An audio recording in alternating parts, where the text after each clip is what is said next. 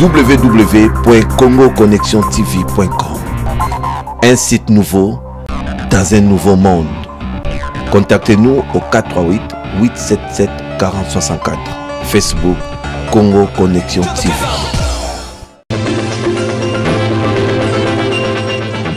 Ça ne sera pas pour demain jeudi comme annoncé. Le congrès de tous les enjeux a été reporté au mardi 15 octobre prochain. Sensibiliser les citoyens et les entreprises sur le rôle de la poste dans la vie et sa contribution socio-économique, c'est l'objet de la journée mondiale de la poste célébrée ce mercredi. Antenna, le journal Patricia Amouli.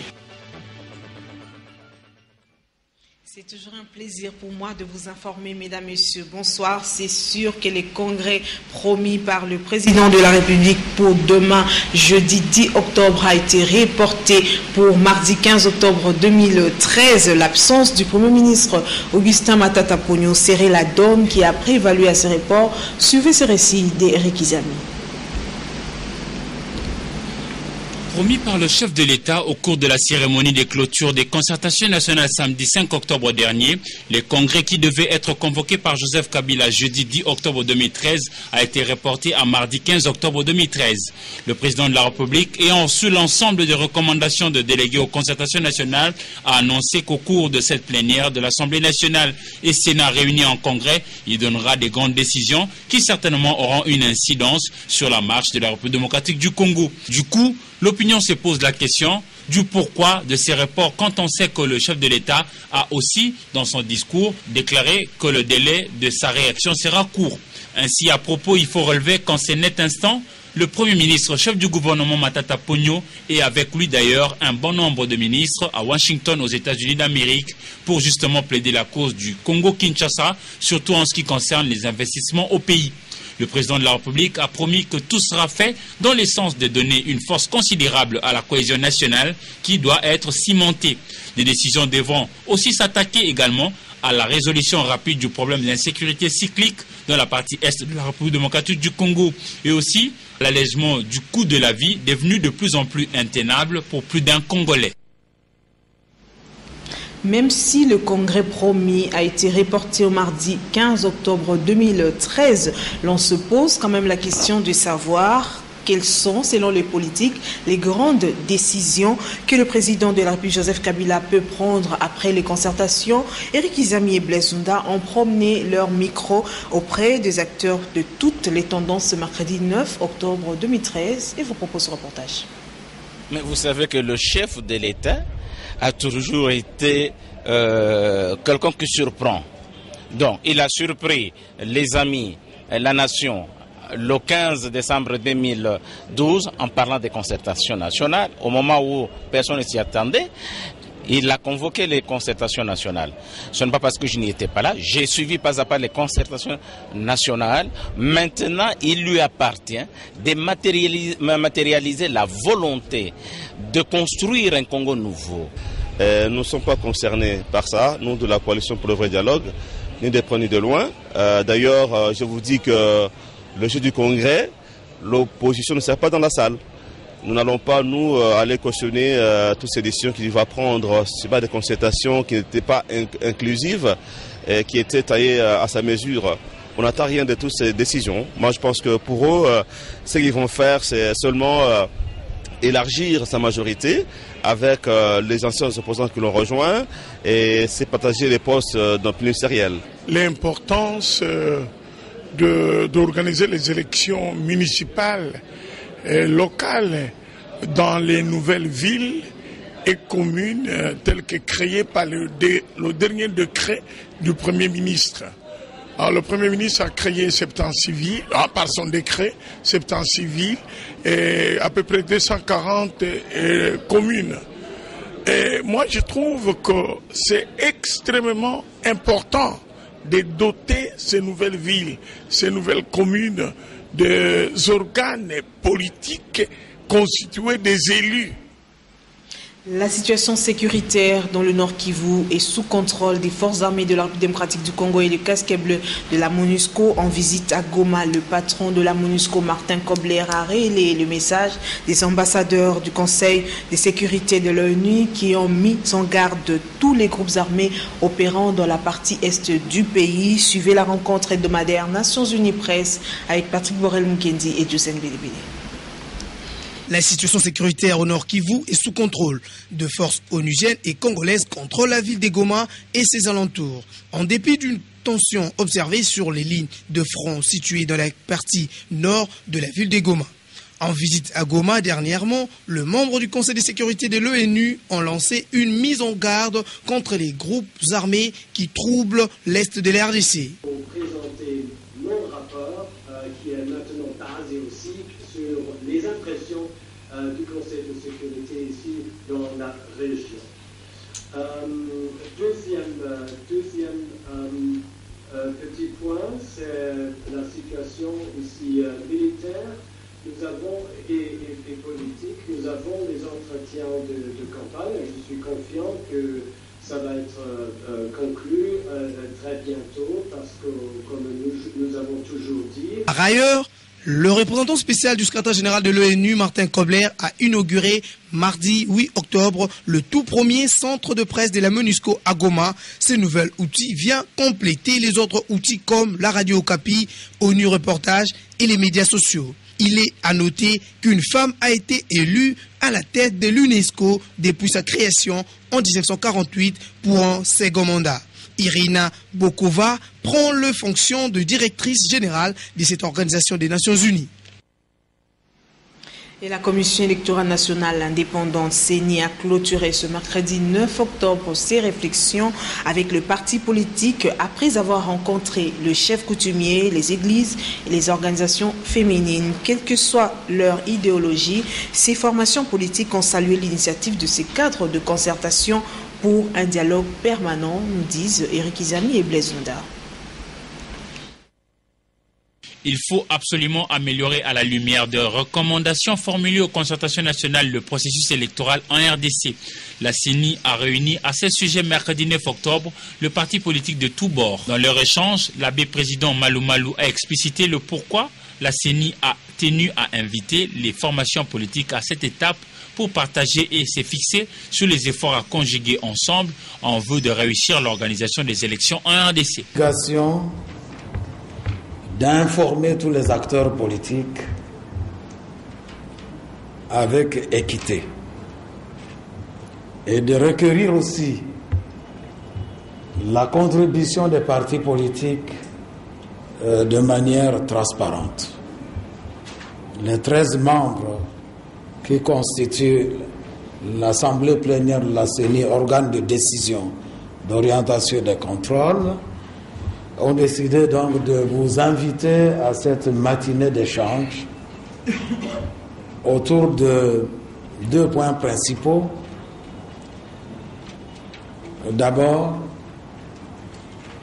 échanger ensemble sur la manière d'organiser le forum des partis politiques. L'initiative a été saluée par les uns et les autres. Donc je trouve que l'initiative est bonne parce qu'il faudrait échanger. Parce que quand on est dans l'ignorance, on peut croire qu'on est floué, on peut croire qu'il y a des agendas cachés, mais quand il y a des rencontres pareilles, c'est transparent, ça peut nous amener à donner encore la crédibilité. L'abbé Malou Malou a invité chacun à honorer son engagement, qui pour la production de textes législatifs, qui pour le financement, qui d'autre pour la mise en place des instances judiciaires devant régler les contentieux électoraux. Et le 8 novembre 2013 prochain, la CENI et les partis politiques se reverront pour parler de la feuille de route de cette institution d'appui à la démocratie. Le Premier ministre Augustin Matata Ponyo a quitté Kinshasa dimanche 6 octobre dans la soirée pour Chicago aux États-Unis. Il participe au forum sur les climats des affaires en Afrique. Son service de presse vous présente dans ce commentaire son passage à la bourse de Chicago. Suivez. Chicago, aux États-Unis d'Amérique, a sorti sa plus belle robe. La ville accueille pendant 2 jours le forum sur l'amélioration des climats des affaires en Afrique. La République démocratique du Congo, qui a depuis marqué des points dans ce domaine, n'est pas restée en marge. Joseph Kabila Kabange a dépêché sur place aux États-Unis d'Amérique son premier ministre Augustin Matata Mponyo Mampon. L'enjeu est détail. Le chef du gouvernement, qui est à la tête d'une forte délégation d'environ 4 ministres et plusieurs directeurs généraux d'entreprises publiques, doit faire les lobbying pour le compte du pays. D'ailleurs, Kinshasa ne manque pas d'arguments dans ce domaine. Sous l'impulsion du président de la République, Matata et son équipe ont réussi à faire passer tous les voyants de l'économie nationale au vert. La RDC affiche aujourd'hui une croissance économique de 8,2%, une des meilleures moyennes en Afrique. Le cadre macroéconomique est stable, le taux d'inflation est à un chiffre et les réserves en devises ont explosé. Autant d'arguments que le Premier ministre mettra certainement sur la table lors de son intervention à ces forums ce mercredi pour vendre l'image de la République démocratique du Congo. Avant son allocution à ce forum, Augustin Matata Mponyo Mampon a déployé une intense activité à Chicago. Le Premier ministre a été reçu à la Bourse de Chicago. C'est une institution financière spécialisée dans les activités agricoles, d'élevage, des mines et des finances. La Bourse, qui a déjà fait ses preuves, traite avec plusieurs pays émergents dont le Brésil, l'Afrique du Sud et la Malaisie. Et la République démocratique du Congo, qui envisage son émergence d'ici 2030, est intéressée. Après plus d'une heure de séance de travail, les autorités de la Bourse de Chicago se disent prêtes à venir travailler en République démocratique du Congo. C'est donc un pari de plus gagné par l'émissaire de Joseph Kabila Kabange à Chicago.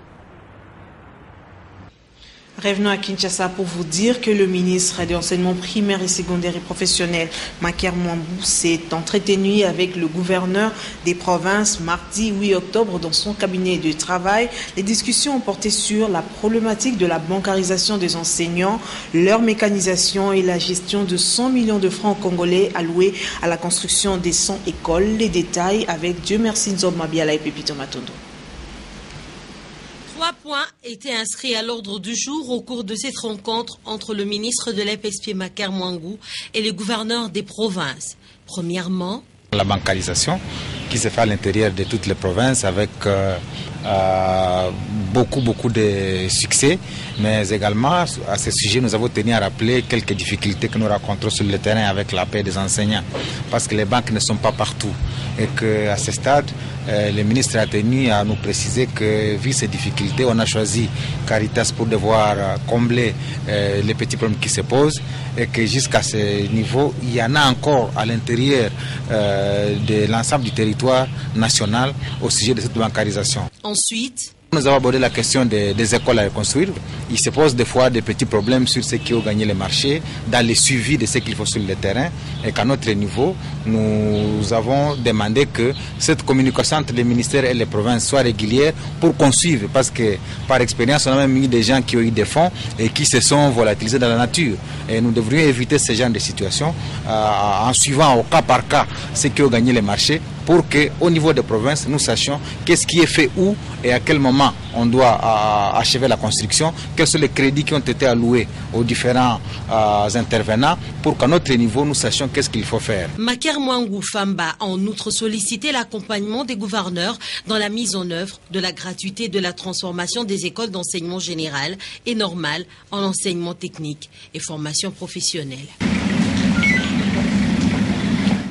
En bref, en marge de la journée mondiale de la vue célébrée chaque 10 octobre, le ministre de la Santé publique, le docteur Félix Kabange Numbi, s'est adressé à la population en vue de leurs inviter à l'action dénommée « Faites tester vos yeux » prévue pour jeudi 10 octobre à Massina Siforko. Les statistiques 2011-2012 sur les violences sexuelles en République démocratique du Congo ont été présentées au Chevalier de la Plume à l'issue d'un point de presse tenu par le ministre du Genre et le Fonds des Nations Unies pour la population mardi 8 octobre. Au total, 7848 cas déjà enregistrés au premier trimestre 2013, soit 44 cas par jour et donc 2 cas par heure. C'était au Fleuve Congo Hotel, Willy Kacha, Patrick Borel Mukendi.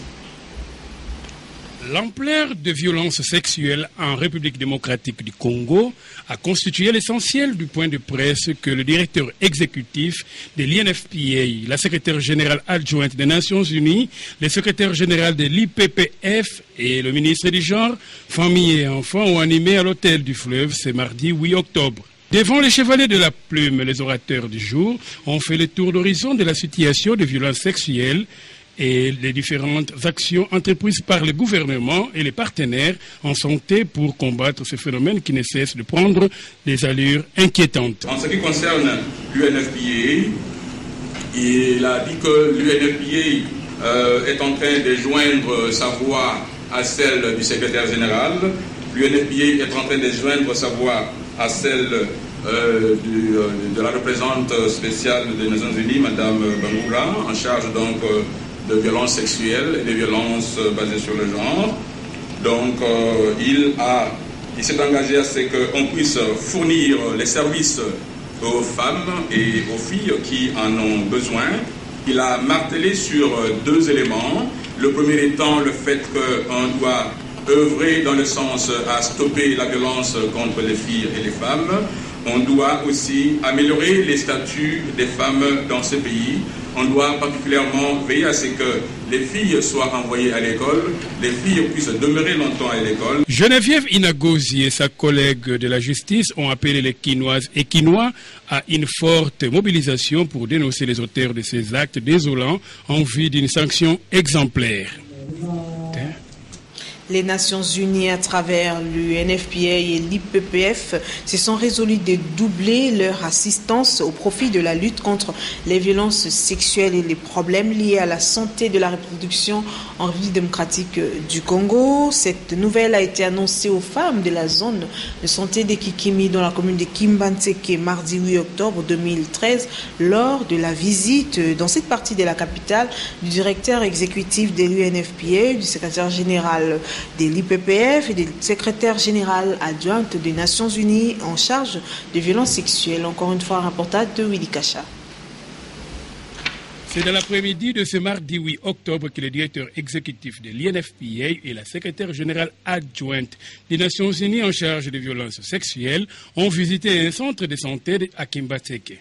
L'objectif de cette visite était de palper du doigt les problèmes qu'éprouvent les femmes avant, pendant et après la grossesse par rapport à la planification familiale. Dans cette zone de santé de Kikimi, Babatunde et Zainab Bangoura ont exprimé aux 250 femmes trouvées sur place leur assistance de concert avec l'IPPF. Ce centre de santé a reçu pour ce mardi 8 octobre les femmes et les jeunes filles soucieuses non seulement de planifier les naissances, mais aussi de comprendre les biens fondés de la planification familiale. Au ministère de la Santé, les directeurs exécutifs de l'INFPA et le secrétaire général de l'IPPF ont eu une réunion technique avec le ministre de la Santé, Félix Kabange. Il a été ici question de comprendre la situation de la planification familiale en RDC à partir des indicateurs de la santé maternelle et infantile. Il se dégage de ces évaluations les taux très forts de la fécondité en RDC par rapport à d'autres pays et les naissances rapprochées accroissent la mortalité infantile en RDC. Aussi, sur 3 360 000 accouchements en 2012, 1 530 080 grossesses n'ont pas été désirées.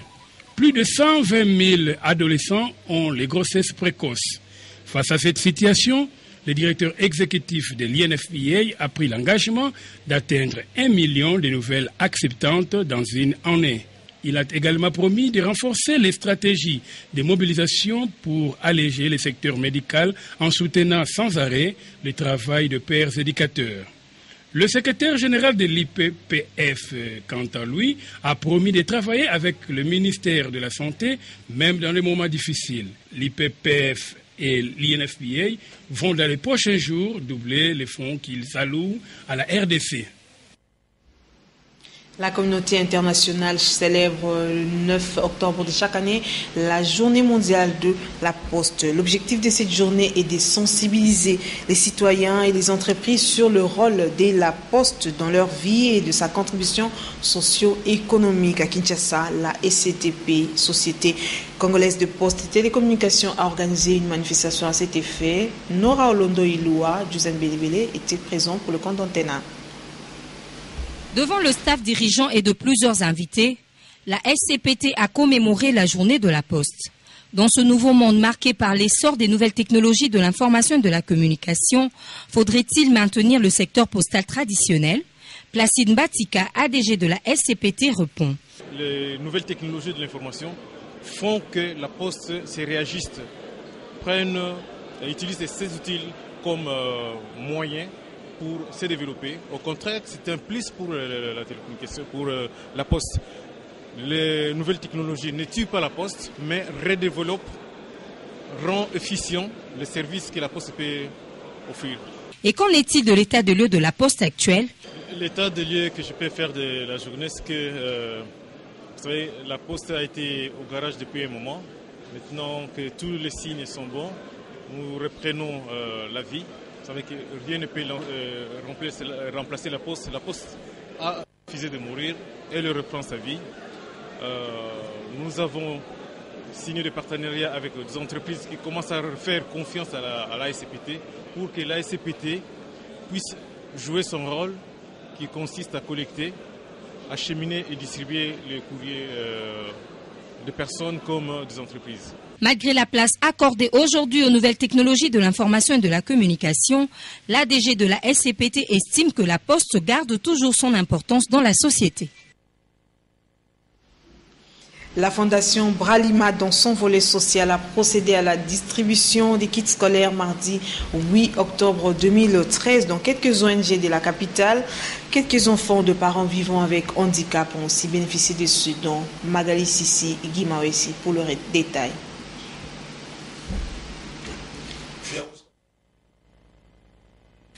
La Fondation Bralima ne se lassera pas de s'investir pour le bien-être social.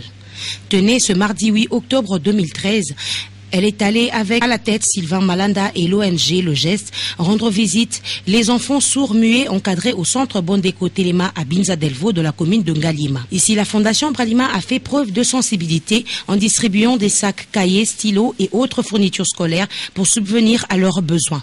Car ces enfants vivant avec handicap reçoivent une instruction complète. Certains apprennent même la coupe et couture. Cette action sociale est saluée par le directeur du centre, le responsable de l'ONG Le Geste et l'un des bénéficiaires. Nous, en tant que responsables de l'ONG, nous ne pouvons que remercier la Fondation Bralima et nous savons que dans les jours qui viennent, nous pourrons encore faire autant de choses pour cette catégorie de personnes. Au président de la Fondation Bralima et Madame Nana qui nous a accompagnés, c'est un geste qui m'est allé tout droit au cœur. Et Dieu vous bénisse. La Fondation Bralima ne s'est pas arrêtée en si bon chemin. Elle a encore approché les enfants des parents vivant avec handicap résidant sur l'avenue Mouchi numéro 38 dans la commune de Lingwala. Le même geste a été posé, c'est-à-dire la distribution des kits scolaires pour contribuer à la scolarisation de ces enfants. Au nom de l'association des personnes vivant avec handicap, Patrick Libandi a remercié la Fondation. A remercier la Fondation Bralima pour ces gestes vraiment très significatifs parce que nous sommes des parents vivant avec handicap, mais nos enfants que nous mettons au monde ne sont pas des personnes avec handicap. La Fondation Bralima a clos son action humanitaire au quartier Banounou 3A dans la commune de Matete, où se trouve le siège de la Fondation Zoé d'Or de Madame Justine Moukendi, qui s'occupe du reste des enfants démunis. Ici encore, des fournitures scolaires ont été données gratuitement à ces vulnérables arrachés de l'affection parentale. Pour Justine Moukendi, l'action de la Fondation Bralima mérite des éloges. Je suis ravie de voir Fondation Bralima qui vient nous visiter pour nous donner quelque chose pour les enfants. Représentant de la Fondation Bralima, Sylvain Malanda a à son tour expliqué le sens de ce geste. Ce geste de cœur que nous venons poser à l'endroit des enfants symbolise tout simplement la devise de la Fondation Bralima qui est s'investir pour le bien-être du Congo. L'acte charitable est posé par la Fondation Bralima aux autres d'emboîter le pas. En page internationale, Barack Obama plus ferme et déterminé que jamais après une semaine de shutdown sans budget pour l'État fédéral. Le président américain a mis la pression sur les républicains alors que la menace d'un défaut de paiement des États-Unis se profile si le relèvement de la dette n'est pas voté avant le 17 octobre 2013. Reportage Euronews. Une semaine après le début d'une paralysie partielle de l'État fédéral, Barack Obama a de nouveau exhorté les républicains à voter un budget. Le président américain a également mis en garde sur les conséquences d'un défaut de paiement du pays si un vote sur le relèvement du plafond de la dette n'avait pas lieu d'ici 8 jours. Dès que le Congrès va voter pour rouvrir le gouvernement, il devra aussi voter pour assurer les engagements de notre pays, payer nos factures, relever le plafond de la dette. Car tout aussi grave que la paralysie budgétaire, la paralysie économique causée par un défaut de paiement des États-Unis serait bien pire. Maître de l'agenda, le président de la Chambre des représentants, le républicain John Boehner, exige avant tout vote des concessions de l'exécutif en matière de dépenses sociales. Il campe donc sur ses positions. Ce que le président a dit, c'est que les républicains devaient capituler sans condition pour qu'il accepte de dialoguer, dénonce-t-il. Ce n'est pas une manière de gouverner. Les effets du shutdown se font de plus en plus sentir à travers le pays. Ainsi, l'activité touristique tourne au ralenti. Les milieux d'affaires qui avaient dans un premier temps minimisé son impact en constatent désormais les conséquences.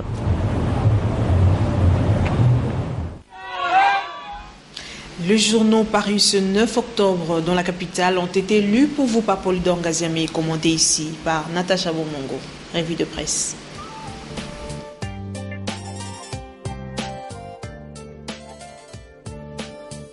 Bonsoir.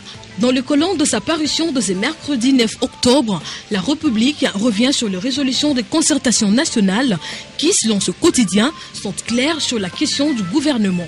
Matata Ponyo ne tombera pas. Son gouvernement n'a pas été contesté par le concertateur, ce qui est une preuve suffisante qu'il mène bien la barque.